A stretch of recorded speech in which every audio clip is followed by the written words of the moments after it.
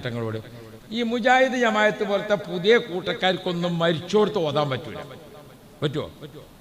ഇവിടെയൊക്കെ ഒരു മരിച്ചോടത്ത് ഓതലുണ്ടോ?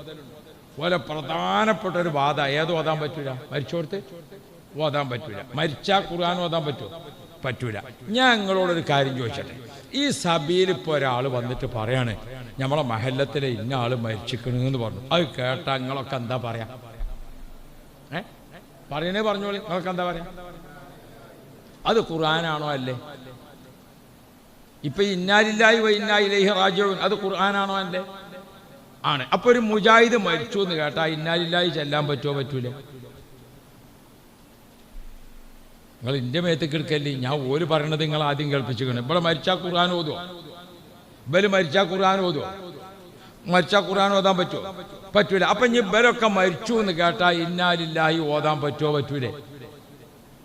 ഇത് ചെല്ലൽ എപ്പോഴാ? മരിച്ചതിന് പിറ്റേന്നോ തലേന്നോ? അപ്പൊ നമ്മൾ ഈ മുജാഹിദ് ജമാഅത്തിനൊക്കെ എവിടെയെങ്കിലും വെച്ച് കാണുമ്പോൾ ഒരു ഇന്നാലില്ലാഹി ആണ് ചെല്ലുക.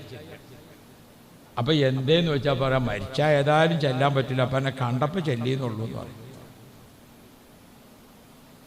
അല്ല, നിങ്ങൾ ആലോചിച്ചോക്കെ. നമ്മളിപ്പോ ഇല്ലാത്തത് ഓർമ്മപ്പെടുത്തണ്ട. മരിച്ചാൽ ഓതാൻ പറ്റുമോ? ലോകത്ത് എവിടെയെങ്കിലും ഉണ്ടോ മരിച്ചാൽ ഖുർആൻ ഓതാത്തത്? മരണ വാർത്ത സ്വീകരിക്കൽ തന്നെ ഖുർആനോട് കൂടെയാണ്. ഇന്നാലില്ലാഹി വ ഇന്നാ ഇലൈഹി റാജിഊൻ അല്ലേ? ഇനി മരിച്ച വീട്ടിലൊക്കെ ഓത്താണ്. മയ്യത്ത് എടുക്കുമ്പോ യാസീൻ. മയ്യത്ത് നിസ്കരിക്കാൻ വേണ്ടി നിന്നാൽ ഏതാ ഓതുക? അൽ ഫാത്തിഹ ഖുർആനാണ് ഓതേണ്ടത്. ഇനി മയ്യത്ത് നമ്മൾ മൂട് വെച്ചു, കബറിലേക്ക് വെച്ചു. അവസാനത്തെ യാത്രയപ്പാണ് ഏത്? മൂട് കല്ല് വെച്ചിട്ട് ഒരു പൊടി മണ്ണ് വാരിയിടണം. എന്ത് ചെയ്യലിങ്ങാൻ നാട്ടില്?